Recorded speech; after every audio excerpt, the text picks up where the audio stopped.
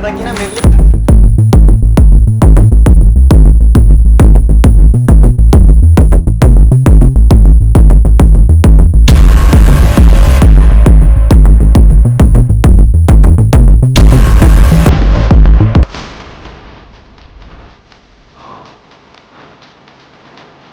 साहब, मैंने इसको मार दिया, मैंने इसको रास्ते से हटा दिया। आपने कहा था ना मुझे इनको मारने के लिए, मैंने आपका काम कर दिया, आपका प्लान कामयाब हो गया।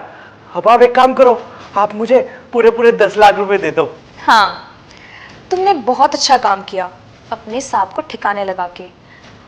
तुम्हें पैसे भी मिल जाएंगे, लेकिन उससे पहले तुम्हें अपने सांप की बॉडी को ठिकाने लगाना पड़ेगा। आप ये क्या कह रही है मेम साहब? आपने कहा था कि इनको रास्ते से हटाना है और आप मुझे पूरे 10 लाख रुपए दे दोगे, और अब आप कह रही है कि इनकी लाश को भी मैं ठिकाने लगाऊं। मेम साहब, ये ऐसा गलत कर रहे हैं आप मुझे मेरे पैसे दे दीजिए। अरे राजू, तू चिंता क्यों कर रहा है? तुझे क्या लगता है कि मैं तेरे पैसे रख लूंगी? नहीं यार, तू एक काम करना, सांप की बॉडी को ठिकाने लगा, उसके बाद तुझे पैसे मिल जाएंगे, समझा? देखो मेम साहब, ठीक नहीं कर रहे हो आप मुझे मेरे पैसे दे दो। आपने खुद ने अपने मुंह से कहा था कि आप मुझे पूरे 10 लाख रुपए दे देंगे अगर मैंने इन्हें रास्ते से हटा दिया। अब तो मैंने इनकी जान भी ले ली है। आप पहले मुझे मेरे पैसे दे दो, उसके बाद मैं इनकी लाश भी ठिकाने लगा दूंगा, फिर चाहे मैं कूड़ेदान में गिर के हूं या किसी कचरे में। तू मानेगा नहीं लगता है। रुक जा, देती हूं मैं तेरे पैसे।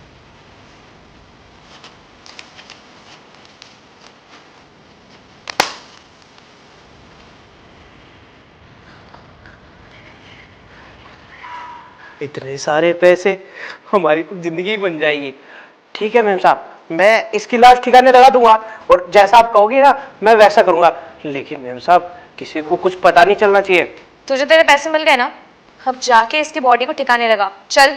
वैसे मैं आपसे एक बात पूछूं मेम साहब? पूछ, क्या पूछना है? मेम साहब, आपने पूरे पूरे मुझे 10 लाख रुपए दे दिए और आपने मुझे कहा कि मैं आपके पति को रास्ते से हटा दूं, और मैंने वो कर भी दिया, लेकिन मुझे ये बात नहीं समझ आई कि आपने ऐसा किया क्यों।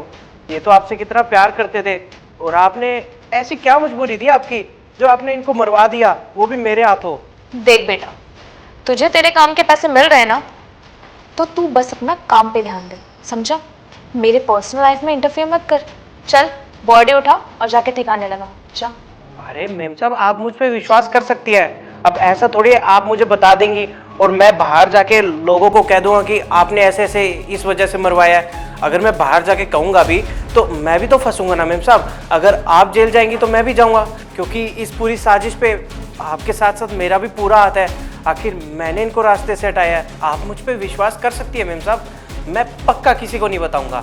बात तो तू बिल्कुल सही कह रहा है। तू अपने पैरों पे क्यों कुल्हाड़ी मारेगा, है ना? वो क्या है ना, मेरा ना कहीं और अफेयर चल रहा है और तेरे साहब ना हमारे बीच के कांटा बन रहे हैं, इसलिए मैंने अपने रास्ते का कांटा तेरे हाथों हटवा दिया। और ये सारी प्रॉपर्टी जो तुझे दिख रही है ना तेरे साहब की, वो सब मेरे नाम पे। अब मैं और मेरा बॉयफ्रेंड मिलकर एंजॉय करेंगे। अब तुझे जो सुनना था वो तूने सुन लिया, अब चुपचाप खड़ा मत रह, जाके अपना काम कर, जा। मेम साहब तो आपसे कितना प्यार करते थे, कितना विश्वास करते थे आप पे, और आपका बाहर बॉयफ्रेंड है, अफेयर है। मैंने तो कभी सोचा नहीं था कि मेरी मेम साहब ऐसा करेगी, साहब को धोखा देगी और बाहर जाके बॉयफ्रेंड बना के उसके साथ अयाशियां करेगी। और आपने ये दिन भी दिखला दिया कि साहब आज दुनिया से चले गए हैं और आप अयाशी करने की सोच रहे हैं और उनके पैसों से अपने बॉयफ्रेंड के साथ अपनी जिंदगी बिताना चाह रहे हैं। नहीं मेम साहब, आपने ये बिल्कुल गलत किया। बिल्कुल सही कहा तूने।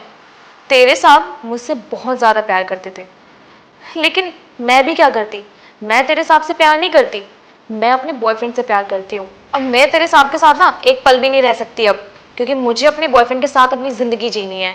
अब तू खड़ा खड़ा मेरा शक्ल मत देख, तुझे जितना जानना था ना तू जान चुका है। अब जा अपने साहब की बॉडी ठिकाने लगा, नहीं तो कोई आ जाएगा। तुझे 10 बार बोल दिया है, उठा इन्हें। अच्छा ठीक है साहब, सुन रहे हो आप? हाँ, मैंने अपने कानों से सुन भी है और अपनी आंखों से देख भी लिया कि तुम क्या क्या सोचती हो मेरे बारे में और क्या क्या करना चाहते हो इस घर में।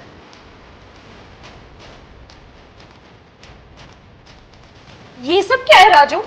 तूने तो इनको मार दिया था ना, फिर ये उठे कैसे? अरे मेम साहब, आपकी बुद्धि तो एकदम कमाल की है, मानना पड़ेगा आपको। आपने सोच भी कैसे लिया मैं सांप को मार दूंगा? अरे इस घर का नमक खाया मैंने, कितने सालों से मैं यहाँ पे काम करता हूँ। और हाँ, साहब ने मेरी मदद तब करी थी जब मेरे पास कोई भी काम नहीं था।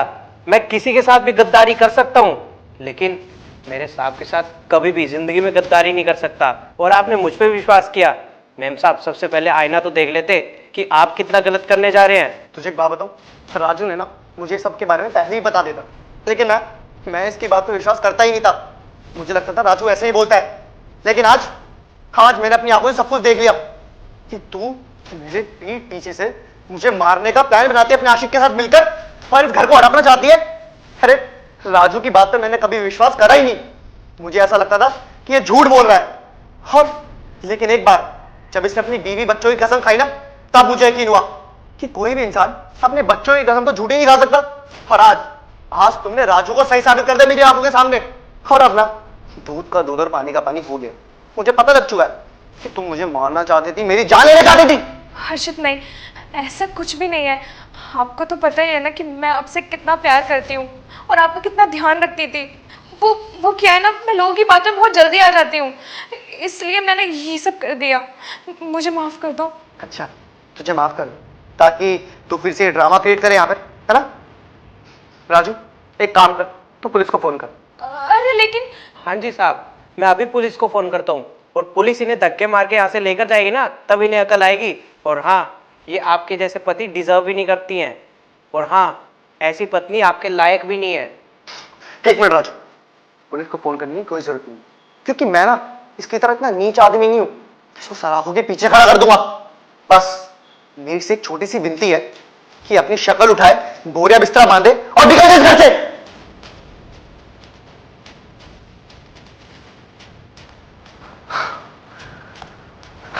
Good job.